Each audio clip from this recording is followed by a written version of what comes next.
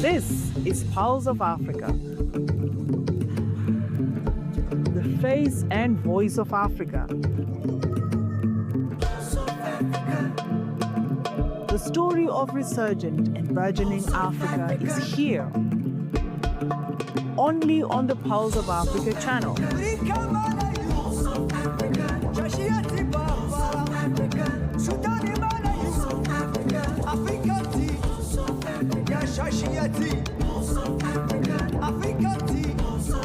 Pulse of Africa, the face and voice of Africa.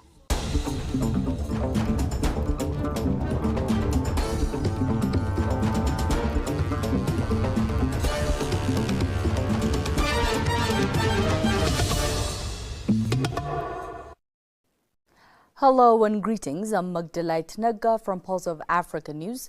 We highlight inspiring stories and key moments shaping Africa. Let's start with Tanzania. Tanzanian President Samia Suluhu Hassan has laid the foundation stone for the construction of oil reception and distribution storage tanks at the Dar es Salaam port, a key initiative to strengthen transport infrastructure and enhance national energy security. A statement issued by the Directorate of Presidential Communications on Tuesday said the project forms part of broader efforts to position Tanzania as a competitive regional trade hub while addressing long-standing challenges in the receipt and storage of petroleum products. Hassan highlighted that ongoing improvements at the port include greater private sector involvement in operations, have boosted efficiency, expanded cargo handling capacity, and increased government revenue. She emphasized that the new oil storage tanks will significantly enhance the port's ability to handle petroleum shipments in a timely manner, reduce offloading delays, and ensure a reliable fuel supply for citizens and the productive sectors of the economy. The project is undertaken by a joint venture between China Railway Major Bridge Engineering Group Co. Ltd, Krambeg, and Wuhan Engineering Co. Ltd, according to Tanzanian Ports Authority TPA Director General Plastus Mombasa. Mombasa said the facility located at Tangai Kagamboni in Dar es Salaam will deliver 15 storage tanks with a total capacity of 378,000 cubic meters for diesel, petroleum, and Jet A1 fuel. As of Monday, overall implementations had reached 41%, with key complicated works including site preparation, installations of 1,087 tank piles, and construction of pile caps, he added.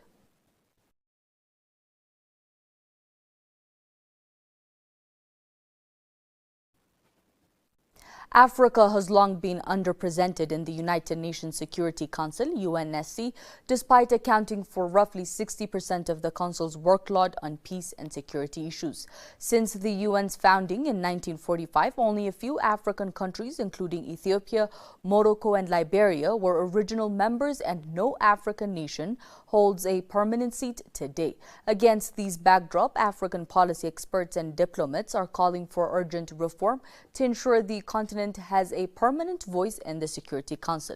The call came during a forum titled Sustaining the Momentum for UNSC Reform amidst a dynamic global geopolitical context, which brought together diplomats and experts linked on the African Union in Addis Ababa, Ethiopia. Solomon Ayale Derso, Director of Amni Africa Media and Research Services, stressed the urgency of reforming aimed rising global instability. We are at an inflection point in the world, he said, citing W.B. Yeats' The Second Coming.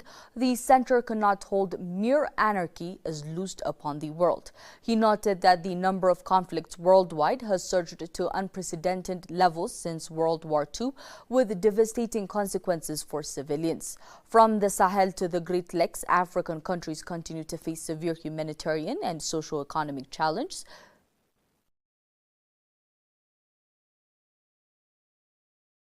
It is very high time for reform and change. Not least of all, the reform, if not the overhaul of the UN Security Council. The legitimacy of the Council is under enormous pressure. Derso questioned whether the current UN framework, shaped largely by post-war power dynamics, remains fit for purpose. Reinforming the UNSC, if not a complete overhaul, has become imperative to ensure Africans' voice is heard and to maintain international peace and security, he said. Robert Afria, Ghana's ambassador to Ethiopia, outlined Africa's historical struggle for representation when UN membership expanded to around 110 countries in 1963. Discussions to enlarge the Security Council led to more non-permanent seats, but now permanent seats were added. 60 years have passed since the last reform, yet Africa remains the only major regional group without permanent representation, Afria said, emphasizing that equitable participation in global discussion-making is long overdue. 20 years after the formation, there was a reform of the Security Council in terms of its structure. Now, it's been 60 years since that reform took place. Africa remains the only major regional grouping without a permanent seat on the Security Council. And whilst decisions are being made about peace and security in the world, with Africa usually occupying about 60% of the UN Security Council's work, it is not there as a permanent member. So Africa has made the demand that it should be represented permanently. Noboru Sekiguchi, Japan's ambassador to the AU, also called for urgent reform to reflect the realities of the 21st century. For nearly 80 years, the Security Council structure has remained largely unchanged, while many issues on its agenda directly affect Africa. He said, urging the international community to address this historical imbalance. Sekiguchi noted Japan's support alongside the G4 group for both permanent and non-permanent representations for Africa. If we act together, reform is achievable. Let me be clear. Japan and all the G4 members fully support the Common African Position, or CAP. The Security Council must be expanded in both the permanent and non-permanent categories. This position is supported by a majority of member states of the UN. Now is the time for us to take the next step together. The next step is to develop a consolidated model within the IGM, as also called for in the Pact for the Future. The forum highlighted the growing consciousness among African and international stakeholders. Meaningful UNSC reform is critical to ensure the continent's interests are represented in global peace and security decisions.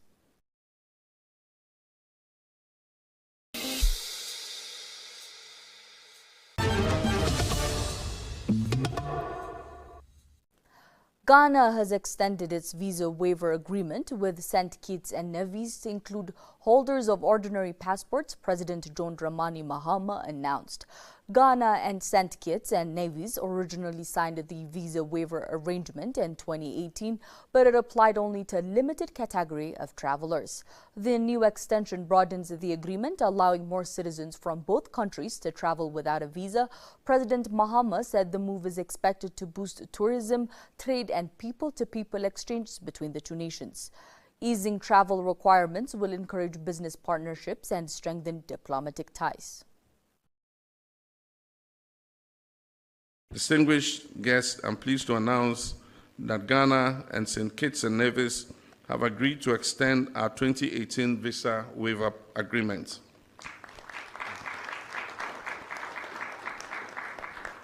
This was previously applicable to holders of only diplomatic and service passports. Now, this extension of the visa waiver includes holders of ordinary passports. We stand in solidarity with St. Kitts and Nevis in advocating for climate justice, equitable access to climate finance, and reform of global financial institutions to reflect the realities of developing nations. The expanded visa-free access is a growing reflection of growing cooperation between Ghana and St. Kitts and Nevis, aligning with broader efforts to promote international mobility and economic collaboration. Prime Minister of St. Kitts and Nevis, Terence Michael Drew, said the two countries have significant opportunities to deepen cooperation across various sectors. And we have a scarcity of healthcare professionals, and we already have a number of Ghanaian nurses who have come to St. Kitts and Nevis. They started to work, I think, within the last 3 to 4 weeks.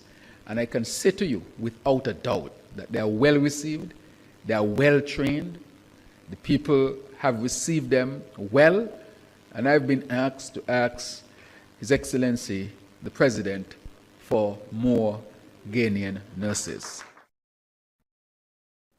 Analysts also note that improved travel access could increase investment opportunities and cultural exchange, further deepening relations between the West African and Caribbean nations.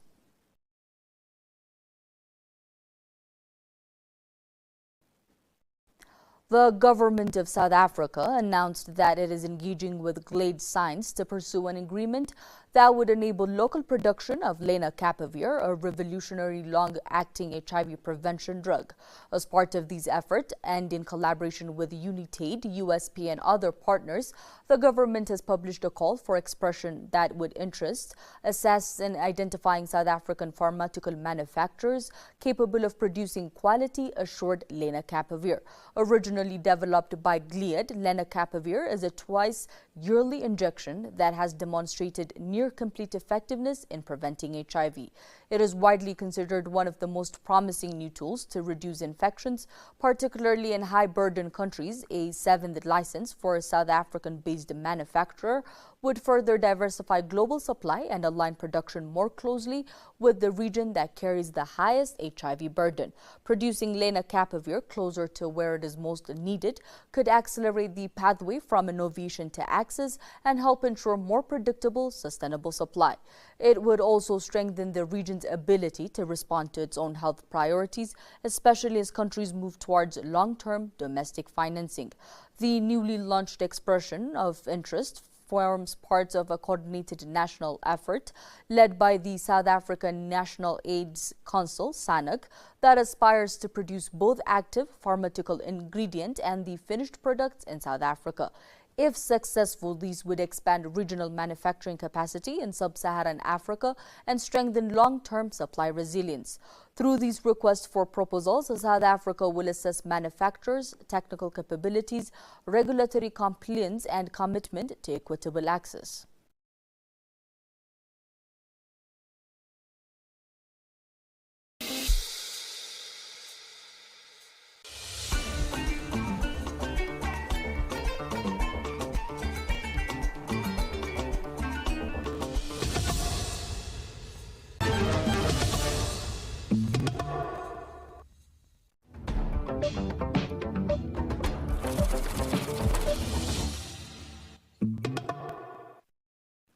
Turning to business news, we have Wamakole Meni, Secretary General of the African Continental Free Trade Area, AfCFTA, visited the Seychelles Fisheries Authority in Victoria to discuss opportunities for the fisheries and blue economy sectors under the AfCFTA framework.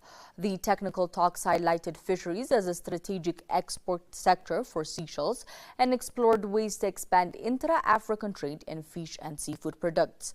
Participants examined how developing regional value chains in fish processing and marine products can help Seychelles increase market access across African markets. The discussion also emphasized strengthening the broader fisheries ecosystem, including logistic, port, service, cold chain infrastructure, and processing industries to support sustainable growth in seafood exports throughout the continent. Mene highlighted the role of Pan-African institutions, including Afreximbank, in providing financial project support and investment to unlock the full potential of Africa's fisheries and blue economy value chains. The AfCFTA, launched in 2021, is Africa's flagship trade agreement, aiming to create a single continental market for goods and services. Fisheries and the blue economy are vital for island economies like Seychelles, providing both employment and foreign exchange. By leveraging AFCFTA mechanisms and regional value chains, Seychelles aims to diversify exports, increase competitiveness, and strengthen sustainable development across the continent. The initiative also aligns with broader efforts to boost intra-African trade and deepen regional economic integration.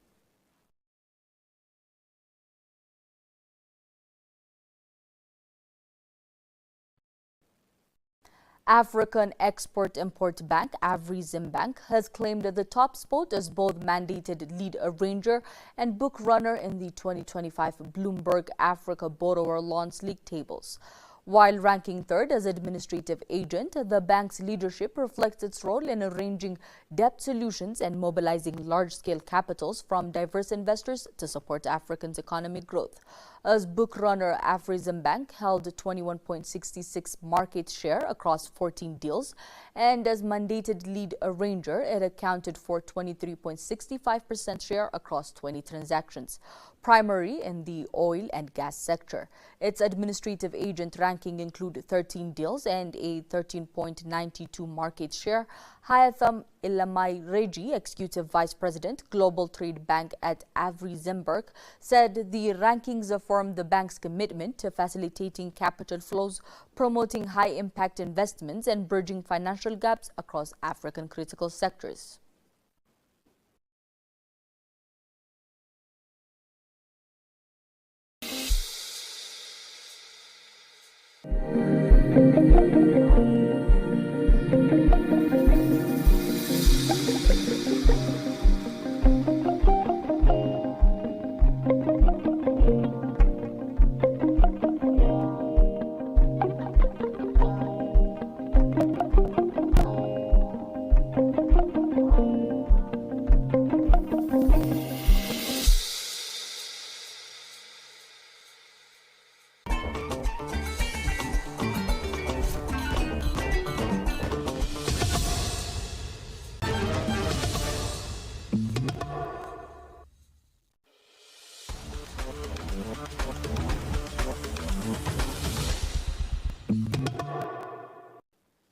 Now to sport news. Mexico City marked 100 days to go until the start of the 2026 FIFA World Cup, with a light projection on the Torre Latino Americano and a countdown event in the capital.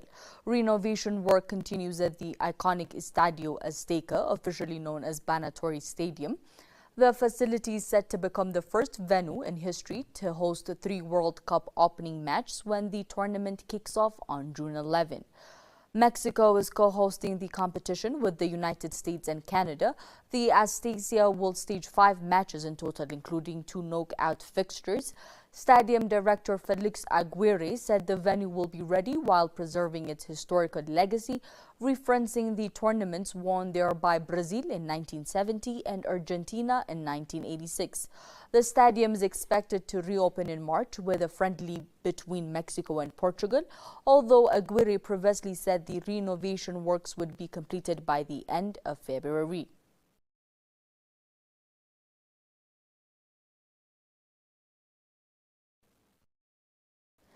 Ethiopia will host a World Athletic one-day meeting for the first time in its history on April 18, 2026 in Addis Ababa. The landmark event, now officially included in the World Athletics International calendar, marks a significant breakthrough for Ethiopian athletics and highlights the country's growing role in global sports. The opportunity comes after a 2-day working visit by the World Athletics Director of Competitions, Piers Okalagoan, who assessed local facilities and confirmed Ethiopia's capacity to successfully stage international competitions. The meeting is expected to attract top athletes from around the world, feature competitive prize awards, and provide valuable professional exposure for Ethiopian sport officials and organizers, who will work closely with international experts. The Ethiopian Athletics Federation expressed gratitude to World Athletics and the Ministry of Culture and Sport for their support, reaffirming its commitment to strengthening international sports partnerships and advancing athletics development in the country.